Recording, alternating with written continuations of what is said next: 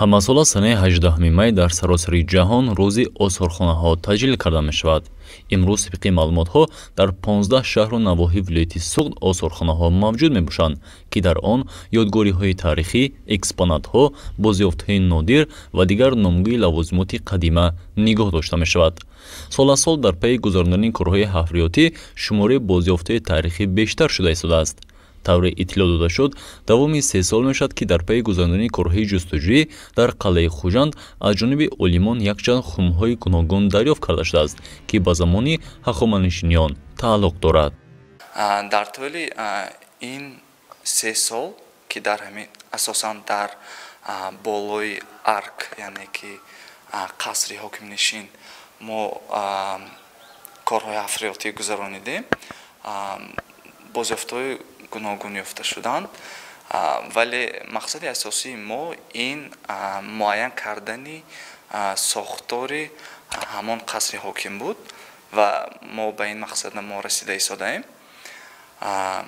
хеле ки гуфтам, дар ҳудуди қалъаи Хуҷанд бозёфтҳо хеле гуногун мебошанд.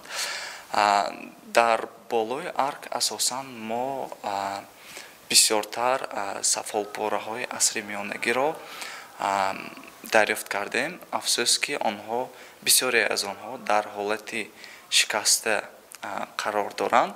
ба иттилои масъулин бо пайдо гардидани чунин ёдгориҳо фонди осорхона рӯз аз рӯз ғанӣ гардида истодааст. ин хумҳое ки дар пайи гузарондани корҳои ҳафриётӣ ёфт шудааст, тибқи маълумоти мутахассисон дар гузашта бештар барои нигоҳубини маводи озуқаворӣ ва дигар масъалаҳо истифода бурда мешуд. хумҳо асосан барои нигоҳ доштани ягон намуди озуқаворӣ фарқе надорад, ки вай биринҷ аст, лӯбиё аст, нахӯд аст ва ё мош аст ва ғайру ғайра, ё ин ки равған аст, чӣ хеле ки набошад, бар онҳоро яъне дар ҳуҷраҳои махсус дар анбор нигоҳ медоштанд.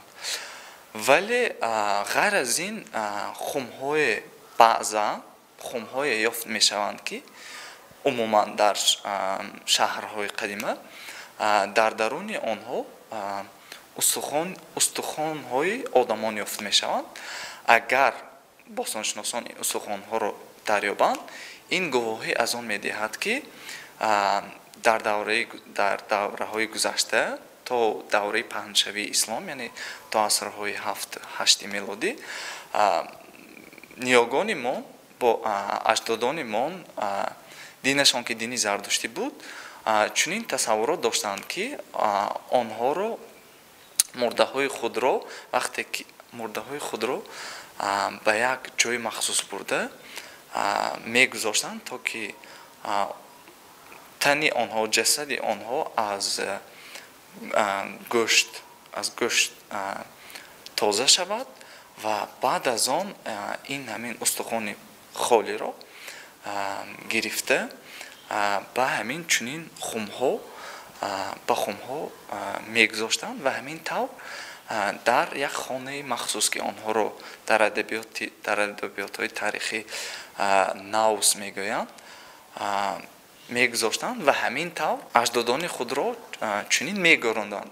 тавре иттилоъ дода мешавад, ҳоло дар фонди асосии осорхонаи таърихии вилояти Суғд беш аз 16405 адад ашёҳои қадима, экспонатҳо ва негораву ангораҳои таърихӣ нигоҳдорӣ карда мешавад. давоми соли 2021 2049 адад чунин экспонатҳо ҷамъоварӣ карда шудааст ва ҳамзамон 130 адад нигораҳои таърихӣ аз сокинон харидорӣ карда шудааст.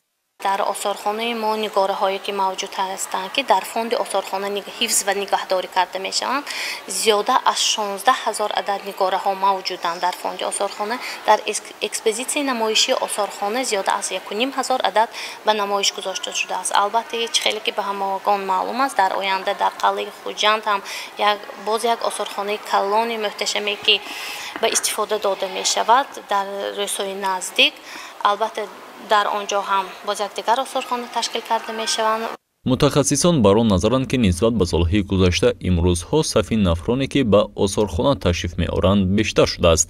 дар баробари калонсолон ҳамзамон ҷавонон ва ҳатто кӯдакон низ ба тамошои осорхона меоянд. سال از سال برای جلب جوانان برای جلب نورسان البته کارمندان آثارخانه کوشش به خرج می‌دهند که هرچی بیشتر به آثارخانه ما آنها بیایند از تاریخ و فرهنگ خلق خود خلق تاجیکمان آگاهی پیدا نمایند. باید گفت که آثارخانه یکی از مکانهایی میباشد که آن همچون مؤسسه‌های معرفتی و روشنگرایی در حفظ و نگهداشت، بازشناسی و معرفی اشیای گرانبهای مدنی خلق تاجیک سهمی باسزا میگذارند. آثارخانه تاریخی ولایت سوغد سال 1926 تشکیل کرده شد تا امروز نمونه زیاد اکسپونات‌های تاریخی را در بایگانی خود جمع آوری نموده است که نفری تشریف کننده از همه آن بازدید میکنند. باید تاکید نمود که شروع از سال 1977 همه ساله 18 می همچون روز عمومی جهانی آثارخانه ها جشن گرفته می شود. از سال 1978 این جانب این جشن در 150 دولت جهان تجلیل گردیده تشکیل تماشای رایگان آثارخانه ها در این روز به حکم عنعنه درآمده است. گزارش شمس نوروزوف و سبحان عادلجانов برای برنامه اطلاعات امروز.